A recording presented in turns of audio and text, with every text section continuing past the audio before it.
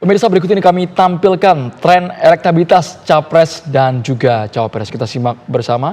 Ini merupakan simulasi 3 pasangan bagi Cawapres. Posisinya cukup signifikan. Gibran Rakabuming Raka terus merangkak naik dengan perolehan terakhir 47,6% di saya. Selanjutnya, Muhaimin Iskandar relatif turun dari 27,8 menuju ke 20,01% dan Mahfud MD. Maksud kami Muhaimin meraih 23,2% dan Mahfud MD meraih 20,1%. Dari November hingga periode Januari 2024 yang relatif melejit adalah Gibran, Muhaimin sempat naik dan juga Mahfud yang pada bulan Januari 2024 ini merosot. Ya. Kalau kita lihat dua cawapres pemirsa mengalami kenaikan secara ada yang signifikan dan ada juga secara bertahap mengalami kenaikan dan ada juga calon lainnya yang mengalami penurunan elektabilitas jika disimulasikan 3 pasangan. Ini belum termasuk calon presidennya, hanya calon wakil presiden pemirsa. Sampai dengan Januari 2024. Pemirsa, debat putaran kedua antara ketiga cawapres sebentar lagi digelar tanggal 21. Yang membuat kita penasaran adalah seberapa besar tingkat keterpilihan Muhaimin Iskandar, Gibran Rakabuming Raka maupun Mahfud MD setelah debat pertama Cawapres sudah digelar. Hasil survei terbaru Poltreking Indonesia menunjukkan Gibran memiliki tingkat keterpilihan tertinggi baik dalam simulasi 3 nama maupun 2 nama Cawapres. Ya, mengapa elektabilitas Gibran bisa di atas 2 Cawapres lainnya?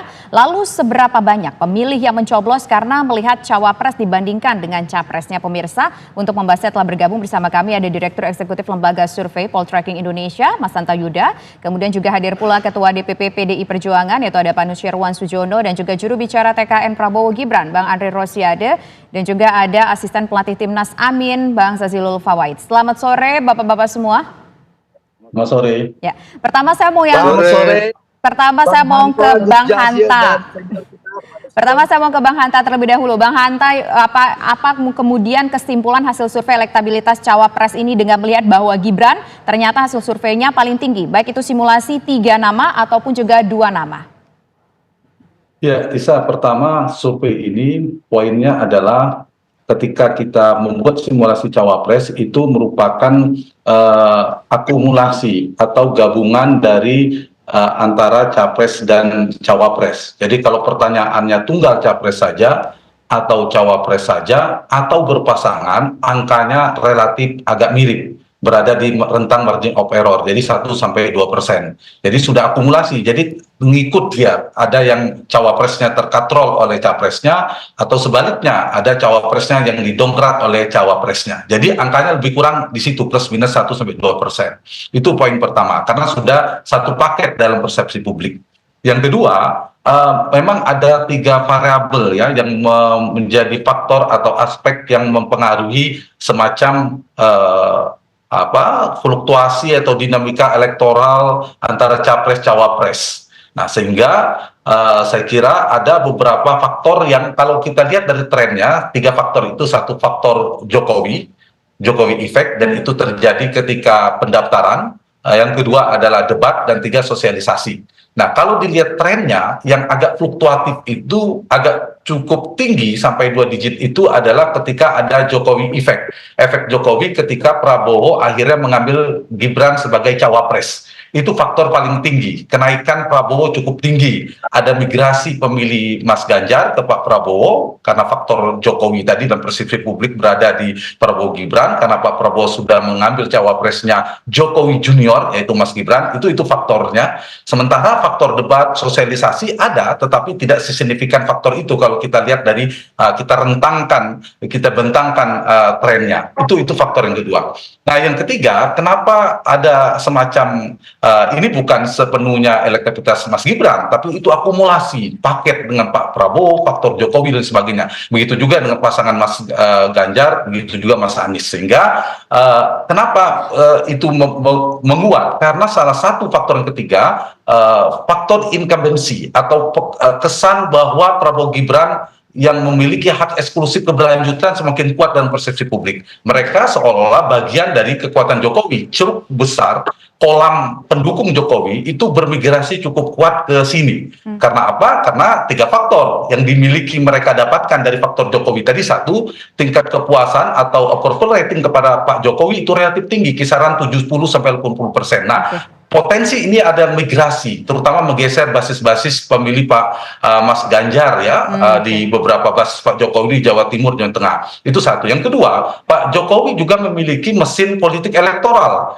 barisan relawannya, kemudian partai, termasuk partai-partai mendukung belakang Prabowo Gibran itu kan dikonsolidasi tanda petik oleh kekuatan jejaring Jokowi. Dan ketiga adalah jejaring kekuasaan, itu tidak bisa dihindari. Nah, 3 faktor ini yang membuat menurut saya ada dinamika. Satu sisi kalau kita lihat Gibran memberikan dampak signifikan pada kenaikan Prabowo, dia menjadi semacam pengkatrol, mendongkrak ke capresnya. Kemudian ada cawapres lain yang saya kira kalau tidak mendongkrak kan bisa non faktor, dia tidak menaikkan, tidak menurunkan, atau faktor penggerus si cawapres. Nah, kalau kita lihat dari Pak Mahfud maupun Pak Mohaimin juga memberikan dampak kepada si capresnya, tapi tidak sesignifikan Gibran yang Jokowi Junior dalam istilah saya tadi.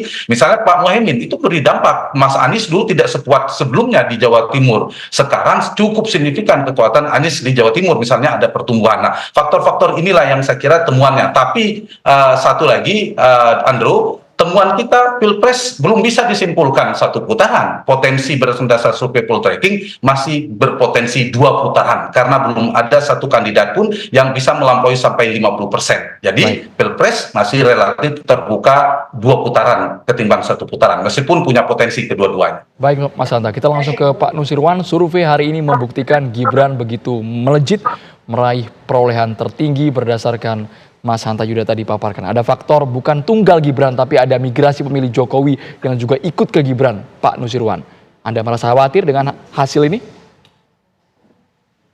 Tidak, biasa-biasa saja. Dan sore hari ini saya nikmat juga karena berada di TV One.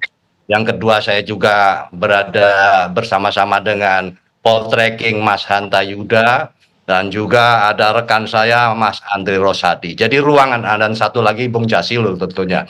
Tapi 2 yang terakhir saya sampaikan berikut TV One tentu saya sudah bisa memetakan suasana apa yang akan terjadi pada pembahasan kali ini. Jadi salah satunya tadi saya sudah kenapa Bung Hanta tidak mengatakan bisa 50%? Oh ternyata masih belum. Sekalian saja tentunya bahwa perhitungan itu tidak apa-apa juga. Tentu kami memiliki data survei sendiri, memiliki acuan sendiri kan boleh. Dan itu adalah kewajiban kami untuk menghitung sebenarnya seperti apa. Yang tadi sejak awal acara ini dimulai tadi sudah narasinya sudah tampak, frame-nya akan mengarah kepada kondisi seperti apa, artinya soal berkaitan dengan tampilan Mas Gibran itu bagus. Jadi kalau misalnya debat, tentu semua akan melihat bahwa penyesuaian antara angka yang muncul dari manapun dan itu akan terlihat dari penampilan apa yang akan disampaikan di dalam debat. Kira-kira sesuai atau tidak. Dan tentu masing-masing memiliki penilaian sendiri-sendiri. Saya mungkin kalau di TV atau media mainstream yang lain mungkin suasananya atau tampilannya tidak seperti yang saat ini begitu ya. Nah, tapi tidak apa-apa, kita akan siap menghadapi pada situasi apapun. Dan kami akan siap dengan kesiapan, maksudnya kesiapan dari kalau bahasan hari ini adalah berkaitan dengan calon wakil presiden. Semua rakyat itu sangat paham dari 3 calon wakil presiden itu track recordnya seperti apa, pengalaman seperti apa, rekam jejaknya seperti apa, tentu semua akan menilai.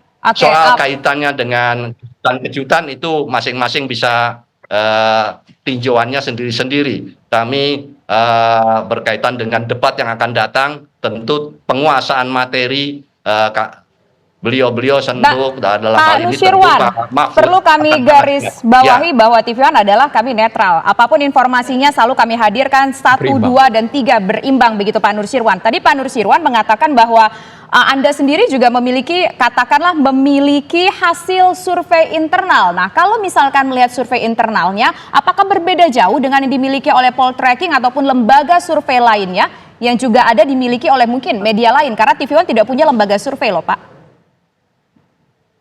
Ya, jadi makanya saya mengatakan demikian karena kami memiliki angka sendiri dan memiliki data berdasarkan tinjauan setiap hasil dari debat baik calon presiden maupun calon wakil presiden.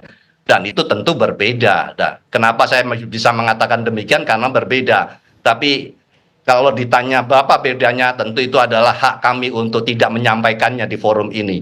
Jadi itu sama juga dengan TV One menyampaikan dari Poltreking, itu boleh saja. Demikian. Baik, kami juga ingin meminta tanggapan karena bukan hanya 02 saja Bapak yang kami undang. Ada 01 juga, Bang Jazilul yang sudah bergabung bersama kami. Sesaat lagi Bang Jazilul, kami ingin komentar Anda seperti apa melihat survei sepertinya Muhaimin masih tertinggal dari Gibran berdasarkan Poltreking. Hanya di Kabar Petang pemirsa.